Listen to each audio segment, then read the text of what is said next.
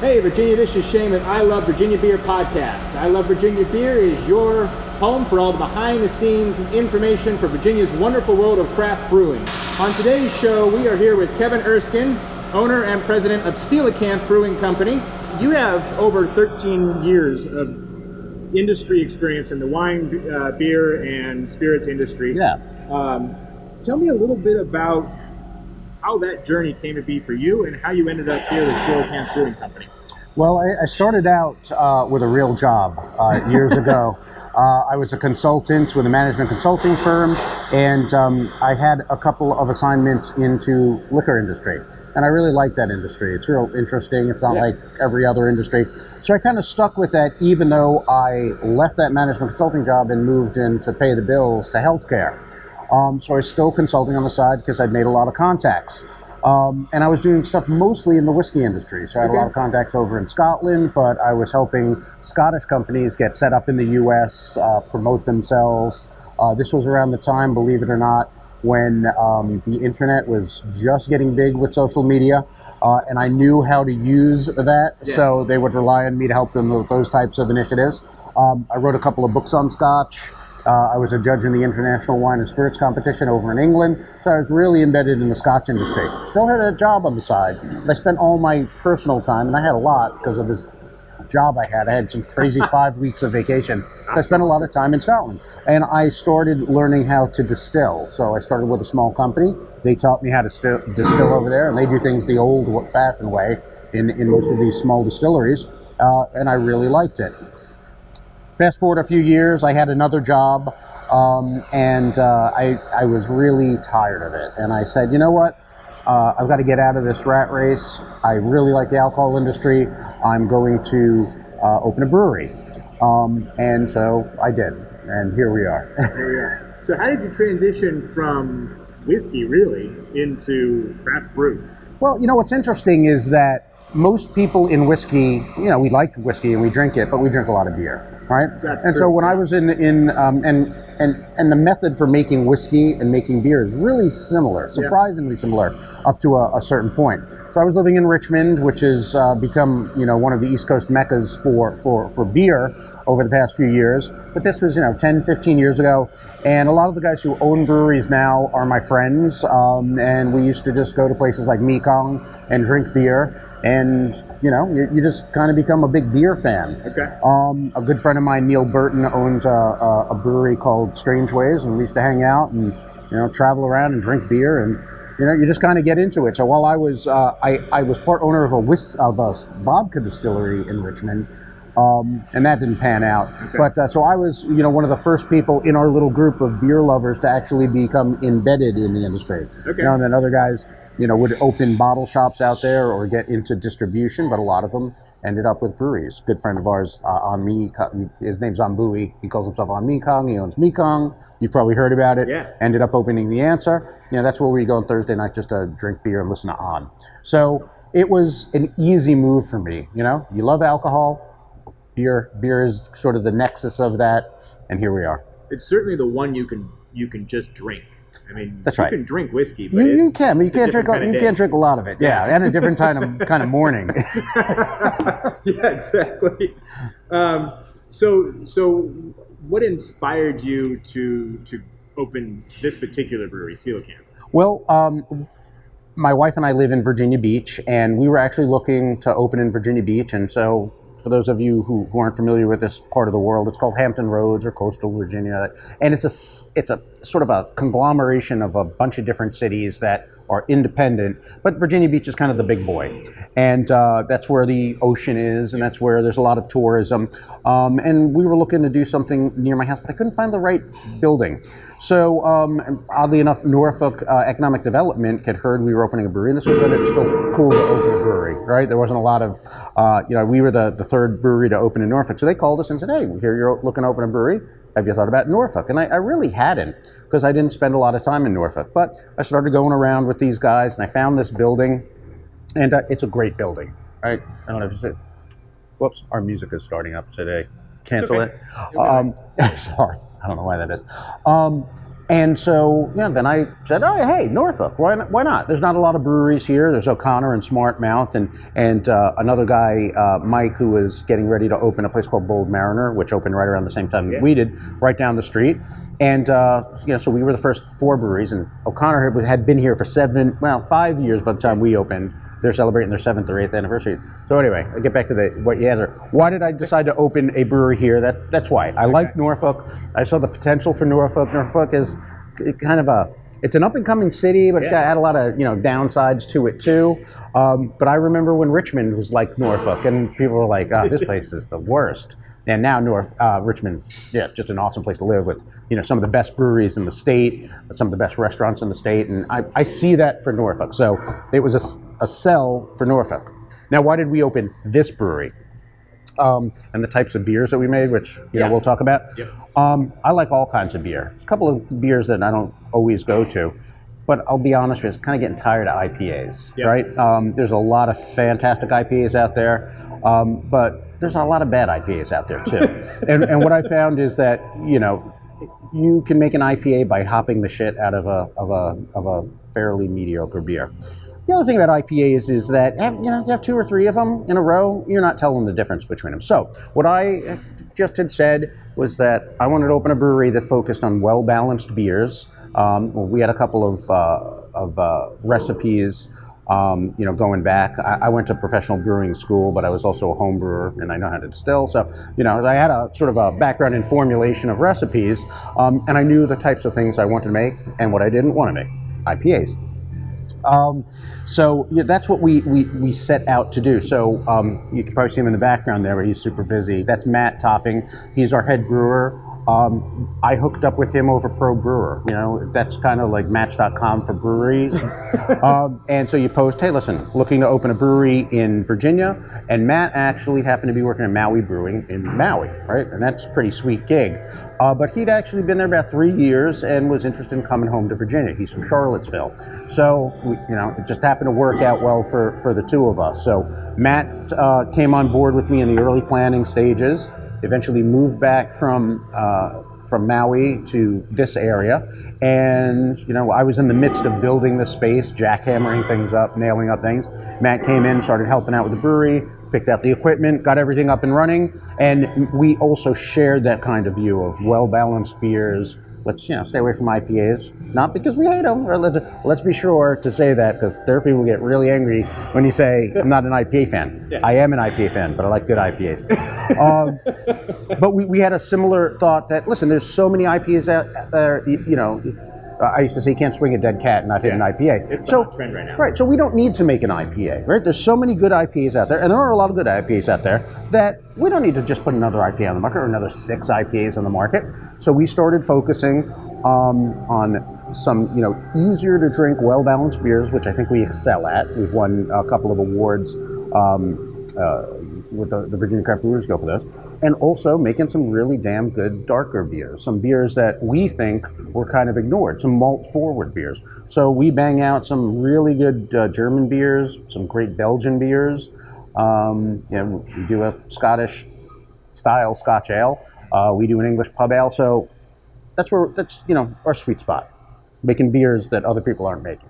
Very nice. Now that's perfect, because my next question was going to tell me about your current lineup. What do you have? And I just babbled on. Oh, please, that's what we want. Well, right now we're in the winter. I don't know when this is going to get shown, but it's early February. Okay, great. Hey, and so we are right in the midst of a lot of our darker beers, which people love. So we opened in December of 2015. So we came out right out of the gate with some dark beers, and some of those we brewed every year. So this would be the 3rd year brewing dark beers. And we've done some new ones. So one of the new beers that we did, and it's really, really good, we're almost sold out of it, was a collaboration with a Mexican brewery that's run by a friend of mine named Fernando, who I met in brewing school. And you always talk when you have friends, especially at breweries, hey, let's do a collaboration, right? Everybody does collaborations. And we love collaborations, and that's part of the reason I love this industry, is it's so collaborative. But I didn't just want to do another collaboration. So I called Fernando up and I said, hey, you know what? I want to do a Mexican style beer, but I don't want to do a Mexican style beer. I want to do a Mexican beer. Tell me something that you guys would make down there. And oddly enough, they drink a lot of lagers down there because it's so hot. But we we settled on doing an oatmeal stout with chocolate and chipotle. And we got some of that chocolate and chipotle from Fernando.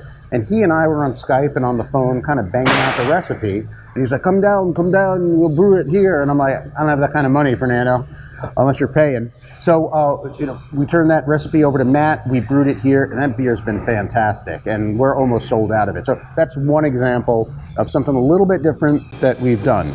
Phonics Chocolate Hazelnut Brown Ale was one of the first winter beers we made. We actually had a party here where we invited people. We watched Spaceballs and cracked hazelnuts and then roasted them in the oven of the bakery next door.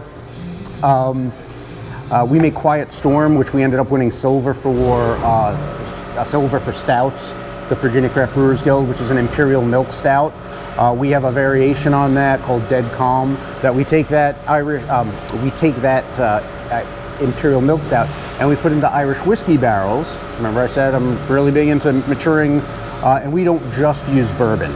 So I've got a great friend named Jack Teeling. Him and his brother own Teeling Whiskey Distillery in Dublin. And when we opened, he sent us 8 of his kegs as a welcome gift, and he keeps sending them to us. So we do a lot of things with Irish whiskey as opposed to bourbon. And what we found is that Irish whiskey is really soft, and it adds kind of the booziness that people expect, but doesn't overwhelm the beer with bourbon. So we've done a few things with that. We've done things in rum barrels.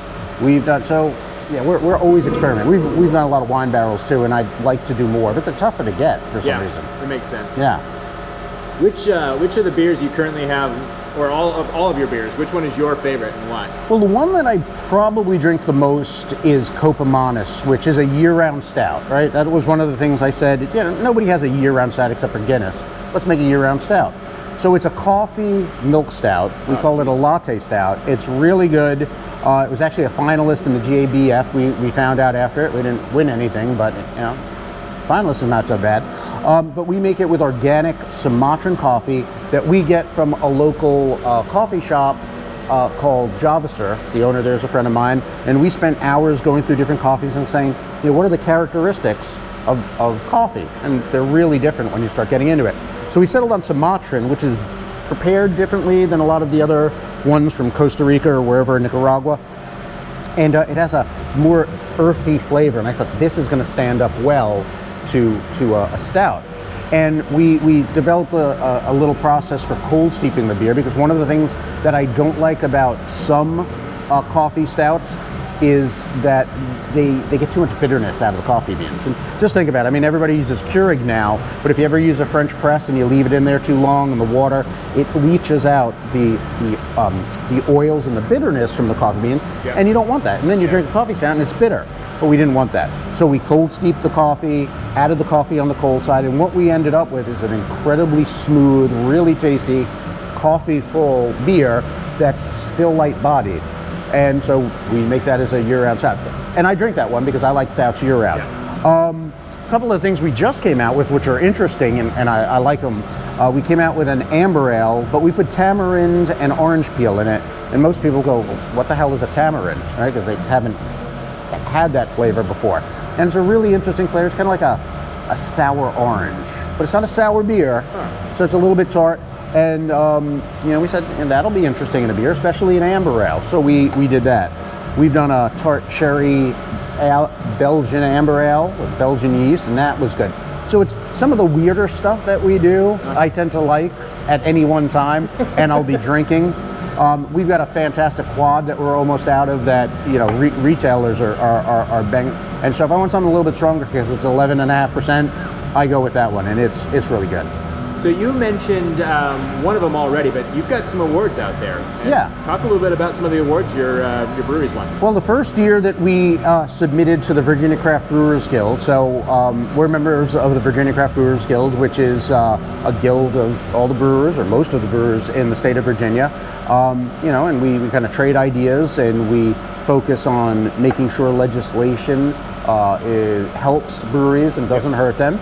And it's a really great organization. Well, every year they do Virginia Craft Brewers Cup for the Craft Brewers Festival, which is a a big event every August.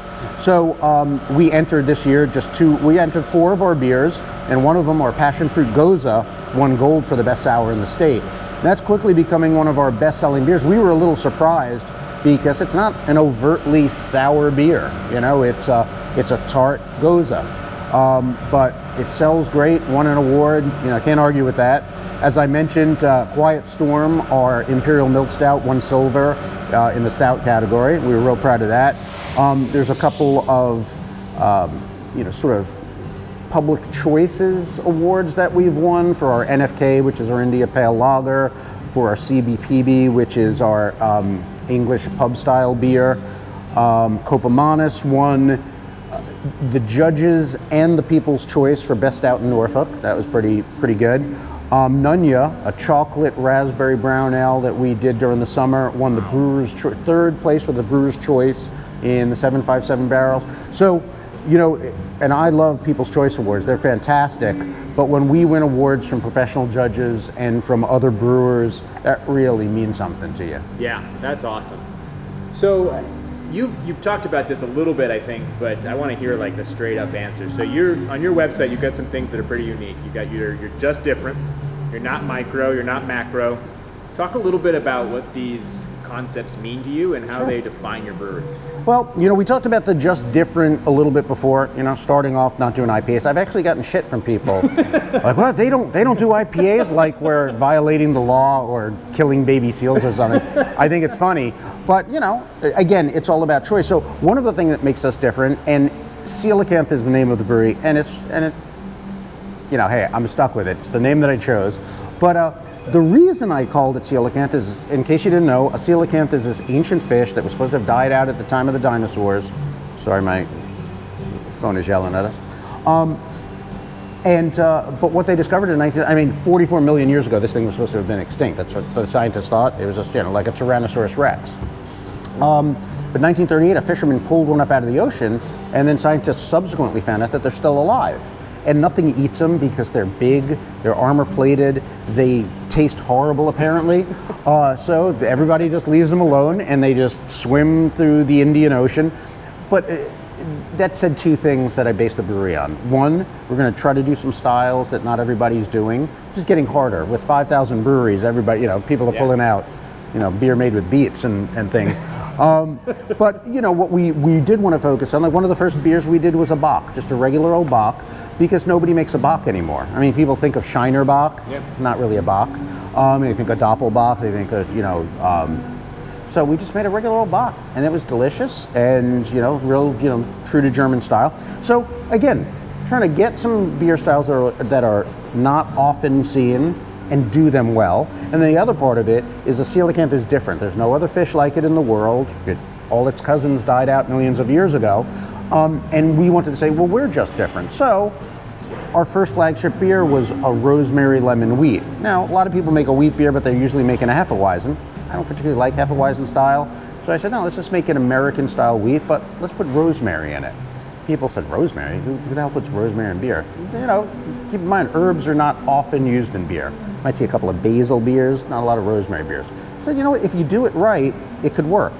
Rosemary can be a real overwhelming flavor, so you have to scale it down.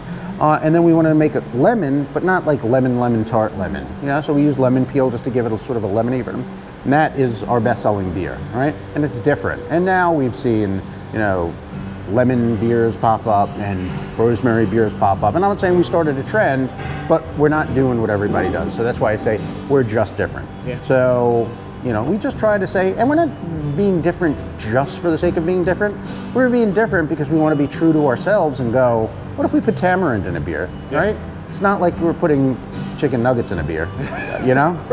Yeah. I mean, it sounds like it gives you the opportunity to try things that maybe a lot of other breweries aren't going to try or won't try. Well, you know, it depends on the brewery, and there's lots of creativity out there. Yeah. But there's also a lot of copycats out there. And I'm not talking about copycatting me. I'm talking about, oh, hey, we saw that those guys did a beer, those guys, whoever, not me, right? I'm not saying that. They did a beer with, I'm going to do a beer with. So all of a sudden, and you know, you see a bunch of beers with passion fruit come out. or you see a bunch of beers with, you name it. And again, it's not copycat per se. It might be following trends, right? I mean, we made our passion fruit goza because Matt came from Hawaii and we wanted to make a German beer, but we wanted to give it a topical twist. And mango's a little bit played out, and papaya doesn't really, stand up in a beer. Yeah. So we said, what's a flavor that is delicious, but not everybody knows? Passion fruit. So most people you give that beer to and they go, oh, is this a grapefruit beer? No, passion fruit goza. So, you start to see trends and things, and I sound like I'm talking around it, but there's some people who kind of set the standard. I mean, like look at Dogfish Head. I mean, they've done some crazy things, and usually they're the first when people go, why would you ever do that?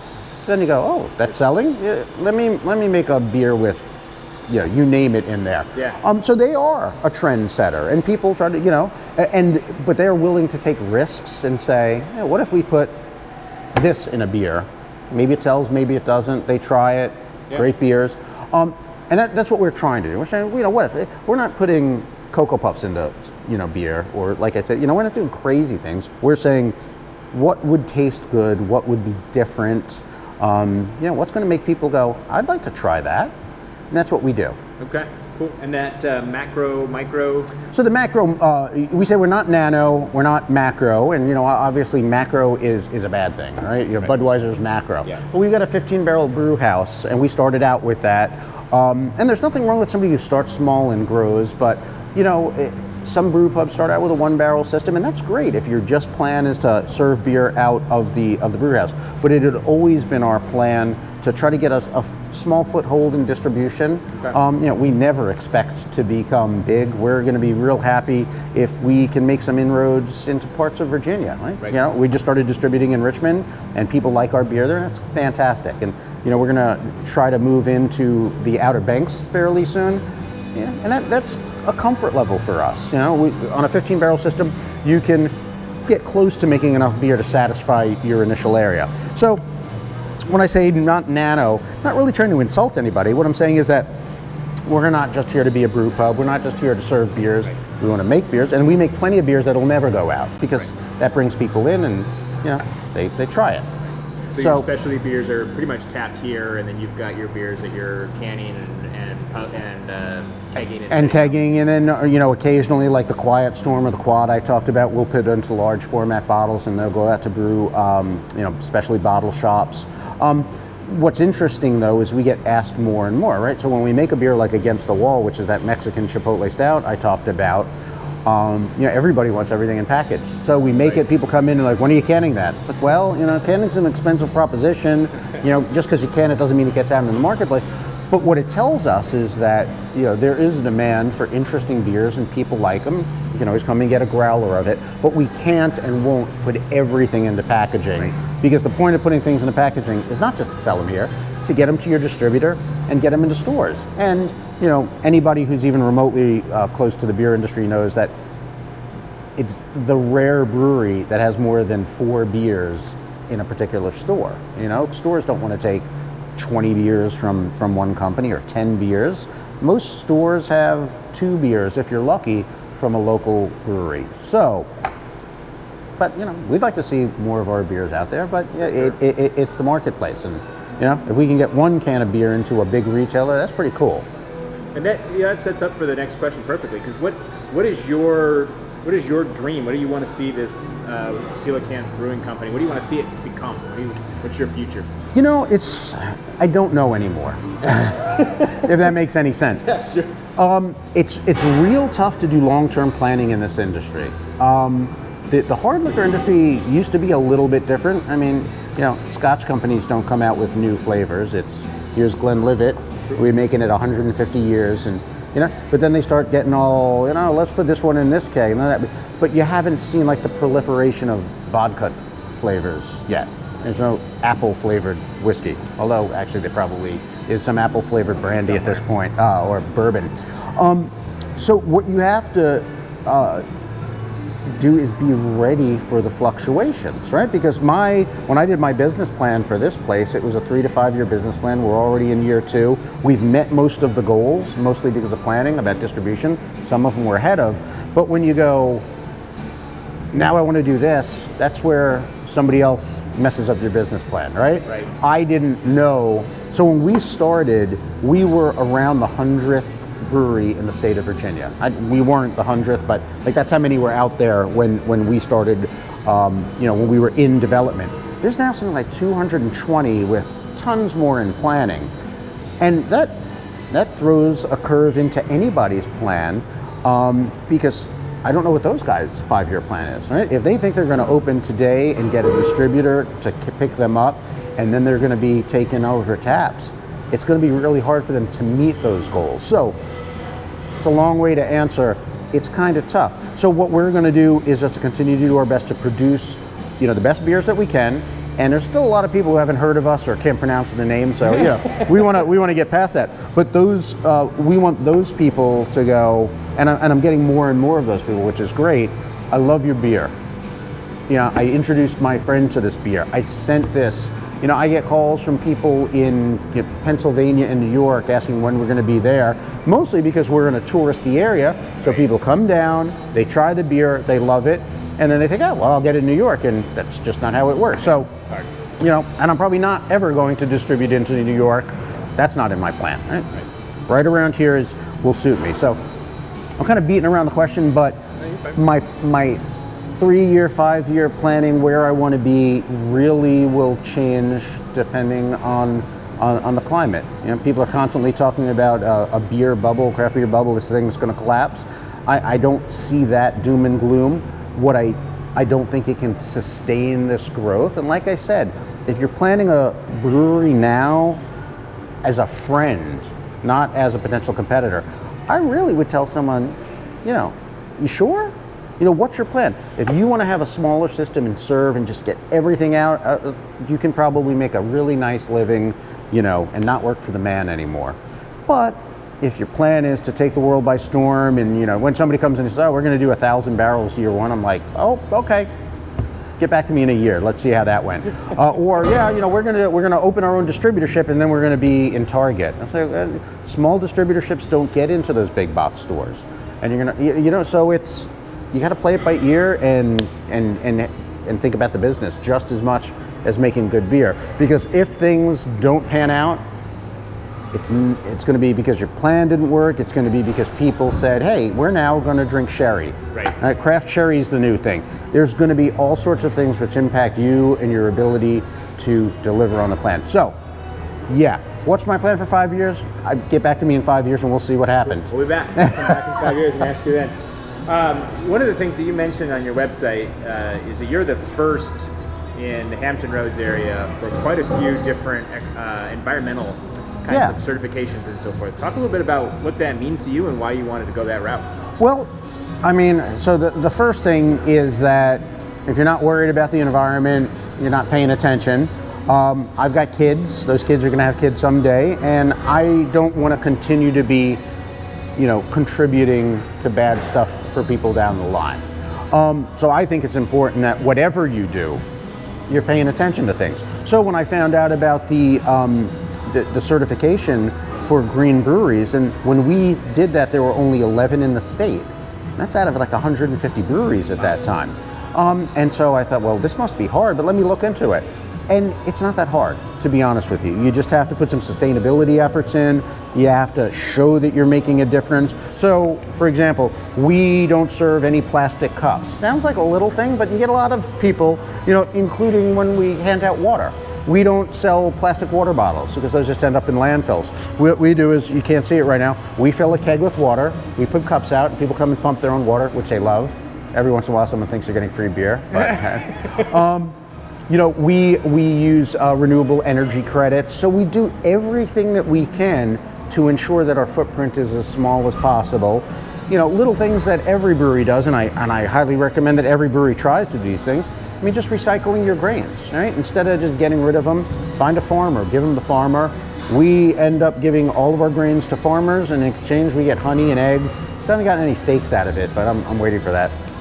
But there's just, it's easier than people think to make less of an impact on the environment.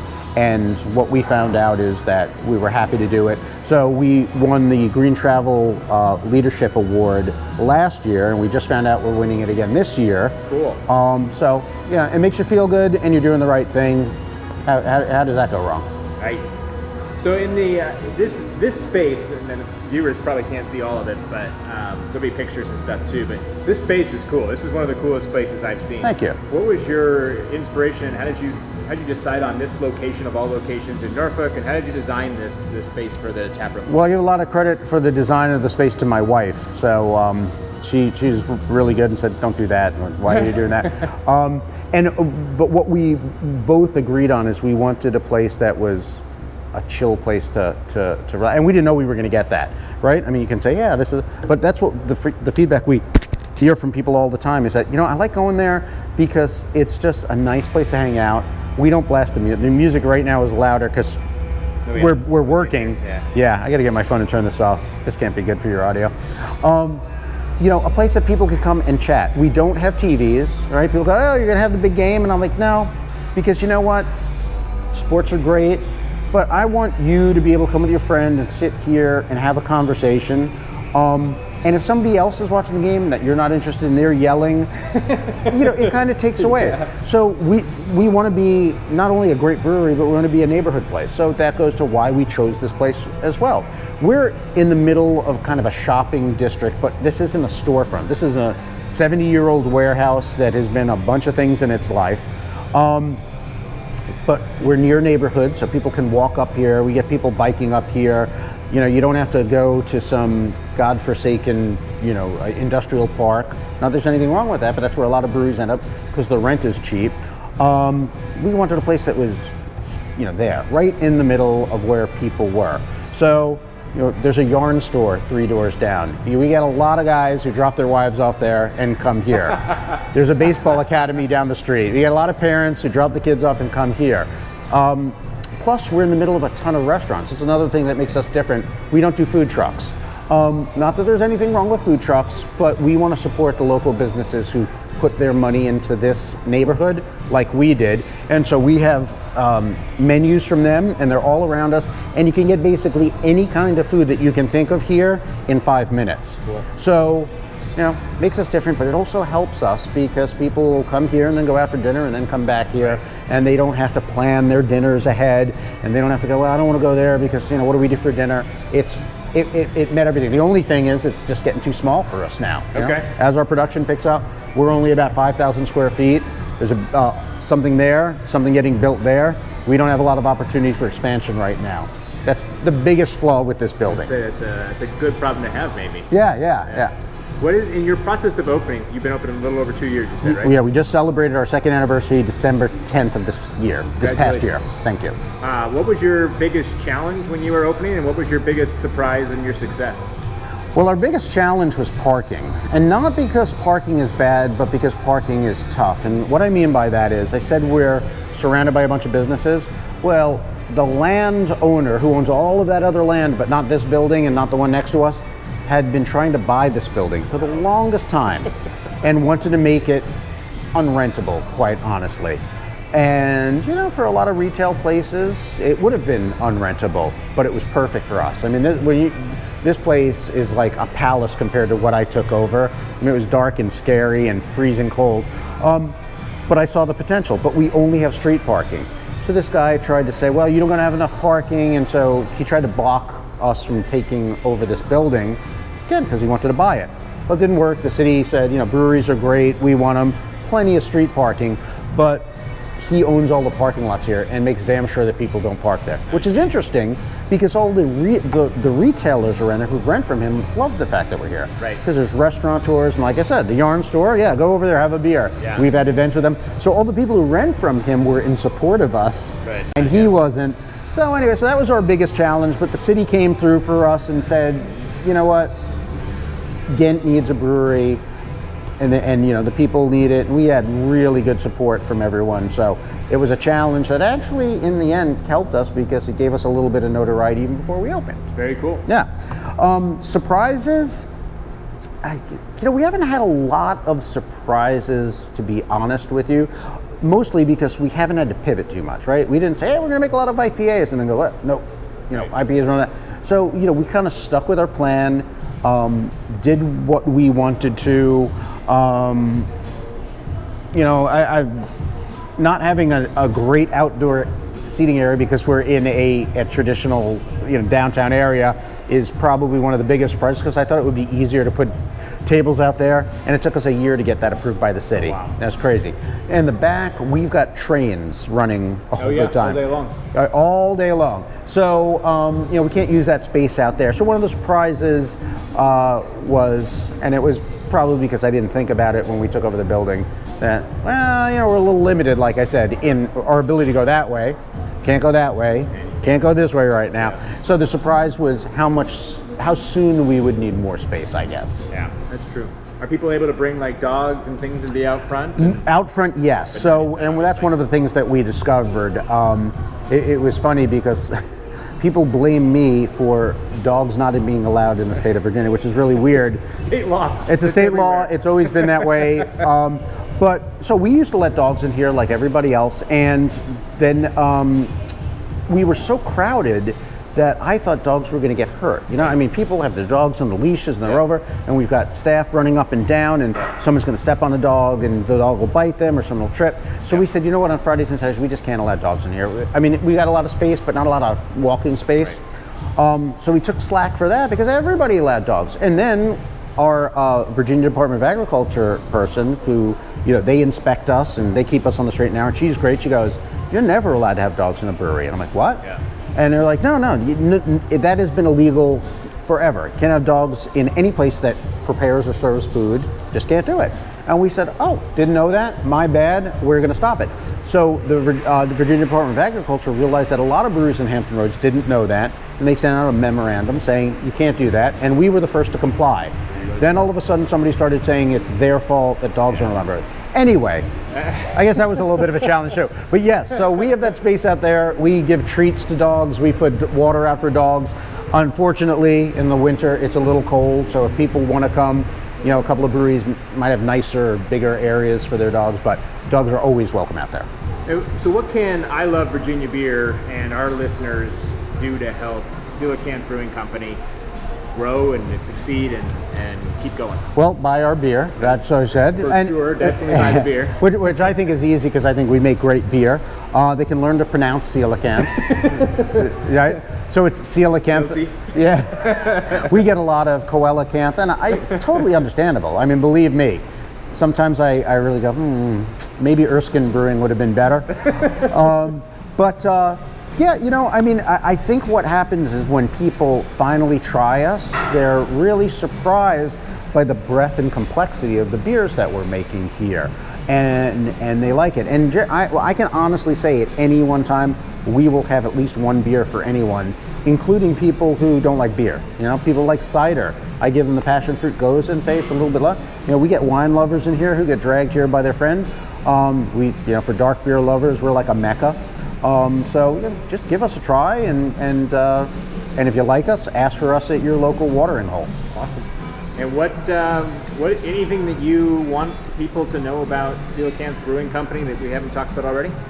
I don't think so. We covered a lot of stuff, Shane. That we're different, and we're not different just to be different. We're different because we want to be. Perfect. And we want to do things, and we love feedback from people. We love people coming in here.